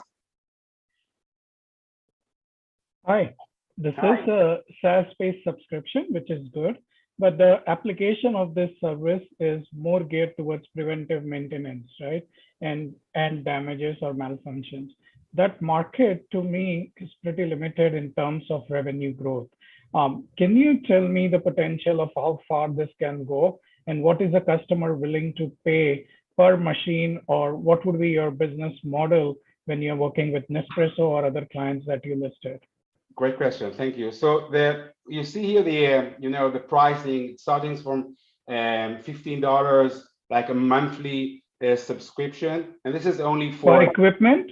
For equipment, or of course, per machine, yes, per machine, per equipment, and this can of course raise to $20 if we're also doing energy management, and even $25. And customers are willing to pay this area, and $30 is the price for the three-phase machines. Like in supermarkets, we have, of course, refrigerators that are we using three-phase. So this is the price that we see already that we, for example, Nespresso is around $18 here in Israel, monthly. And how far can it go? What is the kind of revenue growth you see within 12, 24, 36 months? So here you can see, sorry, I skipped it so fast because I didn't have time. This is our plan for the next 5 years. And you can see here, of course, the calculation about the growth, about the number of connected devices and the revenue that is actually derived from it. Perfect. Thank you. Welcome. Thank you very much. Any other questions, guys? Yes, please. Okay, Aldo, your question, please. Yes, just a simple question. When you say that the communication is included, I was thinking in those remote sites where no mobile phone is allowed, or you have to use satellite. So I think you will need an extra charge for that kind of communication, no? You're right, Aldo. When I'm saying included, I mean mainly US and Europe. When our price is around $50 per connected machine monthly, and this is the price we're using, like around 100 megabytes for each machine. So this is the price. But if we are going now to Dubai, and we'll be there next week, so the prices, the cellular prices, they're a bit different, and we'll need to charge it separately. Sure, thank you. Yeah, but maybe to say that the last sentence, that till now, there is no cost-effective solution to actually monitor these standalone machines, all these. So nobody really knows how to monitor them. And you can see here all our ESG values. And we are bringing to the market a very unique solution for all these machines, can do all these benefits in one solution. And this is our value. Thank you. And that was it, Kate. From what I see, from what I hear, from what I see, right? It was our last startup for today. Wonderful. Yes. Thank you, guys. Dear startups, you can exhale, relax, and see what's going to happen, because we are moving to the best part of our event, to the most exciting one. We will know who the winner is. But before we do this, here's the game. You can go to the event page. We can go as we speak all together to the event page. We have been voting for the startups. Do you see my event page? Yeah. Good. And everybody can put their votes. I hope you all of you already did this. Dear judges, please finish voting because in less than a minute we'll be closing the votes and we'll announce who the winner is. But before we know who the winner is of this AI unicorn battle, we will know who got the best score from our guests. Then we move to our business angels, then to our expert board, and then to official judges, and then the sum of all those categories will be added. And it's not an eye, it's a simple math, but it's done by machine also, and we will know who the winner is. And you will witness all of this together with me because I don't know either what's going on. Girls can see the inside of the voting system. I cannot do that because I will reveal it to you, and I don't want to do that. But what I can do, I can switch on this wonderful music that precedes the votes announcement, and that means that the votes are being closed. So 3, 2, 1, and the end of music means the end of voting. Here I go.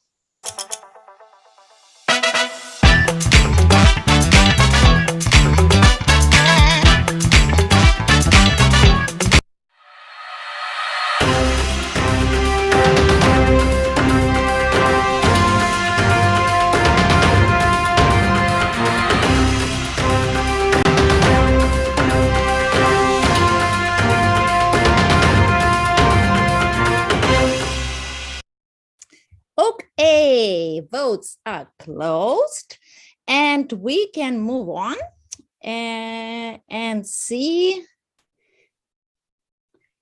who was selected by our guests as the best startup for today. We are all evaluating the investment potential, and the guests have decided that the best investment potential is with, please show us. How did the guests vote?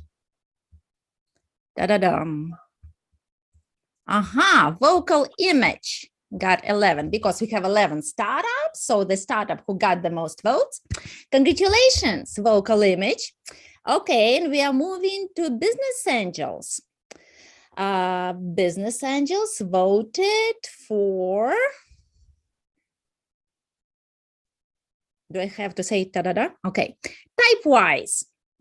Typewise got the most attention from our business angels, which is very, very interesting. Okay, but before we know who got the best score from the expert board, I would like to talk to some of you guys. Please put your video on so I will see that you are ready to talk to me. Okay, I see our wonderful John. John, thank you for staying awake in the middle of the night in Japan. Who did you like the most today at AI Unicorn Battle? Thank you, Anna, for inviting me. It's nearly 1 a.m. in Japan. Good morning, everyone. And thank you so much for all great pitches today. And my most favorite one is Insurrights, and secondary Typewise, thirdly Modtech Labs. Yeah. Okay, that's very interesting. Thank you, John. Robert, you're next on my screen. Do you agree with John, and you have different favorites? Yes, hello to everyone. I'm now in more comfortable position than John, because in Poland it's the middle of the day. Okay, so you're more awake than John. Yeah, no, I agree with John mostly. For me, I've got 4 companies most interesting for me. It's Vocal Image, it's Polin Technology, Modtech Labs, and United. So this is my wonderful. Thank you, John. And from Poland, we're jumping to Turkey. I guess Savaş is in Turkey right now. Hi, Savaş. Great to see you. And please tell us who are your favorites today. Hi, Anna. Nice to be here again. Thanks for the invitation. Today there was very good pitches, but like the other ones. My favorite was ModTech and Typewise. And I think polytechnology was also mentioned to recognize. And what's nice actually this time around, as the world goes to inflation phase, I realize that most of the startups now looking for what we call brick and mortar kind of approach. They are on revenues and not only valuation. So I think that's a good way of preparing themselves for the next 5 years to 10 years. Good luck to all of them. Thank you so much for sharing that. Okay, I think we are ready to know how did expert boards voted. Let's see. Guys, can you show it to me, please? Publish the votes, please.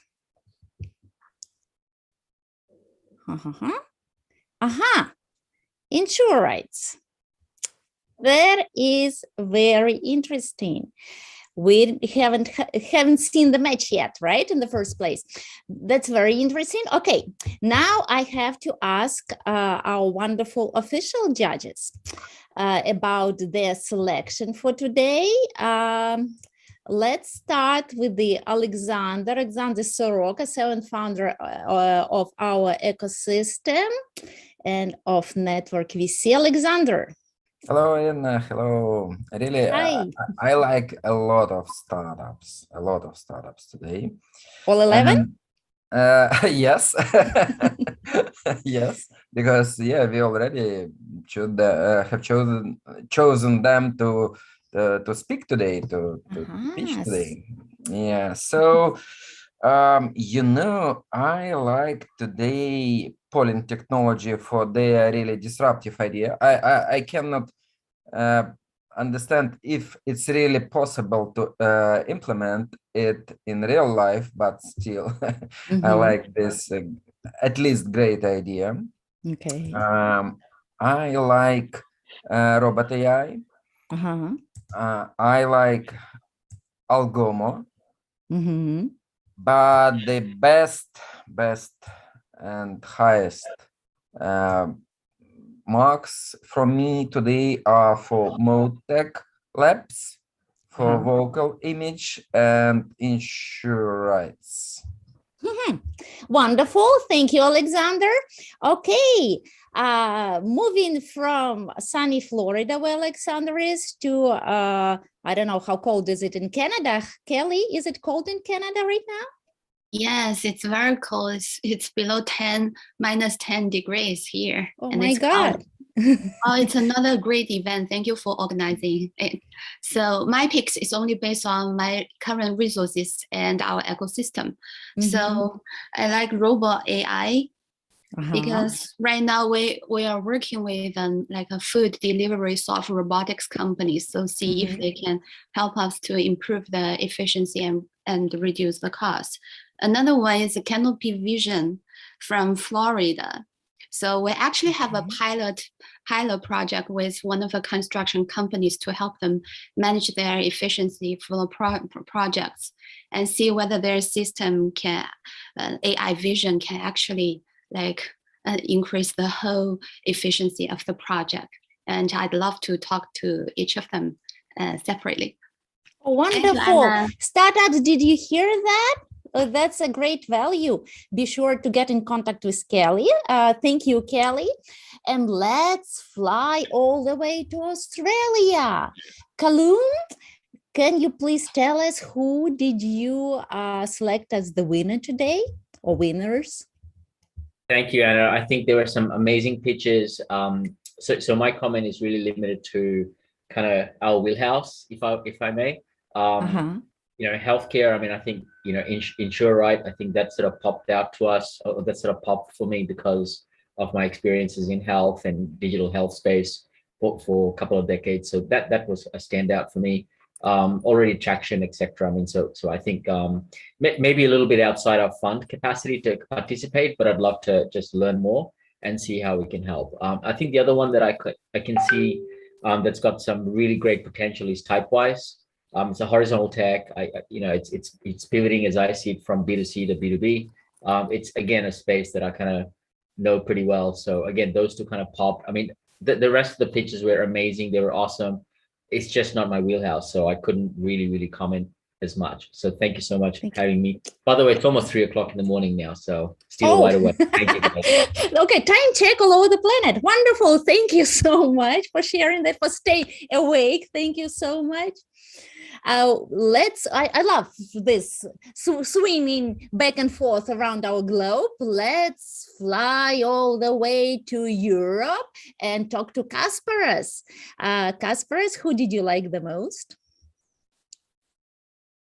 I think, well, I think all of the startups have potential. I think each of them have different challenges. So some have intense competition, and so it's basically an execution play and challenge, but nevertheless great application of AI technology. Others are very deep tech, and we here at Iron Wolf love deep tech, especially computer vision related things. We have a number of portfolio companies. So maybe to mention someone like Robot AI, we've looked at these companies, and there's also a Lithuanian company that leads, that has the largest marketplace for 3D models, images, yeah.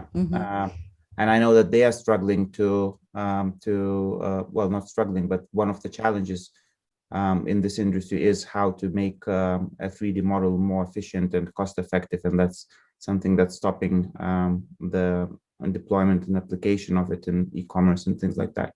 So and then again, InsureRights, the winner, I think they have got a very clear value proposition. They're not the winner yet. We don't know who the winner they're not. is. Okay, so maybe yes, will... yeah. Okay. So who did you point out as the winner? So I think I gave equal amount of votes to a couple of startups, but InsureRights I think was one of them, purely because I think they have the product that is very clearly defined in terms of what value add it builds and creates, and it's very clear. Thank you so much. We will see the votes of the official judges a little bit. I have only 3 judges to ask. Let's go to Peru. Aldo, please tell us. Hi, how are you? This is sunny Peru. Yeah, we are in the opposite of Canada. We have the same flag, but different weather. I would like to say something because all of the pitches were great, and there are some different markets and ideas.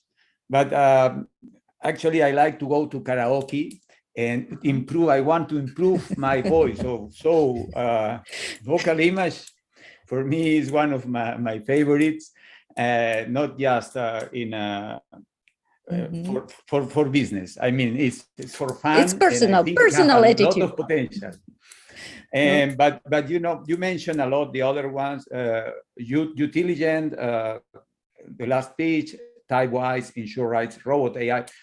I will need to mention all of them. But congratulations! I am very excited and proud to hear you. Thank you. Thank you, Aldo, so much. And what does Czechias thinks about our startups? Angelo, who did you like the most today? Actually, I was really surprised by the quality of the startups today. Really. Oh, congrats to all the startups, because I'm really astonished with the level of quality. Funny enough, I was asking a question to InsureRights. Because I actually lost the main point. So after he gave me an answer, this became my first pick. So InsureRights was, I would say, the first one. And on the other end, Typewise for the market sides, I think is a pretty good project. It would be really nice to understand a little bit more in deep the technology that Algomo and Pauline are deploying. So I will be very happy to have a talk with the guys then and have a look at this together. Wonderful. Thank you, Angelo. This is very interesting. Okay, Gaurav, please summarize for all of us who are your favorites for today, and from India point of view, who did you select as the winner? Sure. And a wonderful participation from all the startups. Excellent ideas, excellent opportunity potential. And thank you for organizing this fantastic event, right? With all these intellectual startups. I think all of them did a great job, but the ones that got my max votes, and largely, I will share something about one of or both of them, which some investors would be very curious to know. The two best ones that I liked, they both got top votes, are Pauline and Canopy. I think Pauline is doing something which is more shifting towards artificial general intelligence. And believe it or not, just about a week and a half back, I was working with someone in New York that is focusing on AGI investments. And a lot of what Pauline is doing is very interesting. My suggestion to them would be to focus towards healthcare as well, besides the tech and smartwatch, because I think that's where its application can have $1 trillion opportunity, not just billion. So Pauline was very creative. I loved it. Canopy, being in this industry for quite some time, I think if there ever was an opportunity potential to invest and earn not just valuation, but create real values out of business, the application, the industry and the sector that Canopy is targeting is really humongous.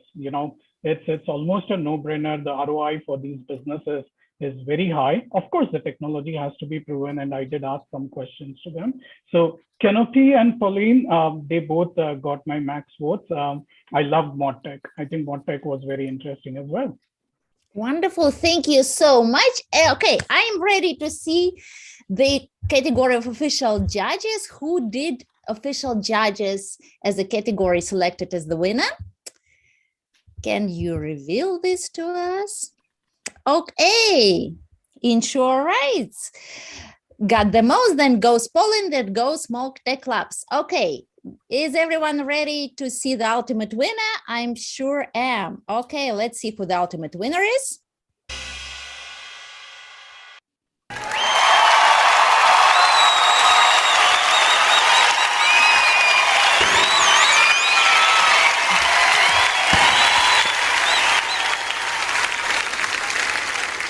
So Insure Rights it is. You can all go now to the event page and see the same thing I am sharing with you. And Insure Rights, the floor is yours. Tell us what you think about all of us voting for you. Yeah, thank you very much. I really appreciate it. Thanks for the opportunity. It was awesome to see. First of all, being in such a group of amazing startups is already a huge honor.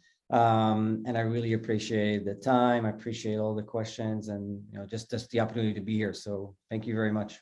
Congratulations. Please stay in touch with everyone who is your fan. It's a great advantage you can take from this event. And I would like to thank all of you. It was a great event. Thank you, Kate. Thank you, Lena, for inviting us all, for doing this. Girls, you're a great team. And our next event will be, Kate, please remind me, it will be industry agnostic, if I'm not mistaken. Wonderful guys from different industries will be competing. Yes, it will be next Thursday. We are on air every Thursday. Please stay with us. I will be more than happy to see you all again.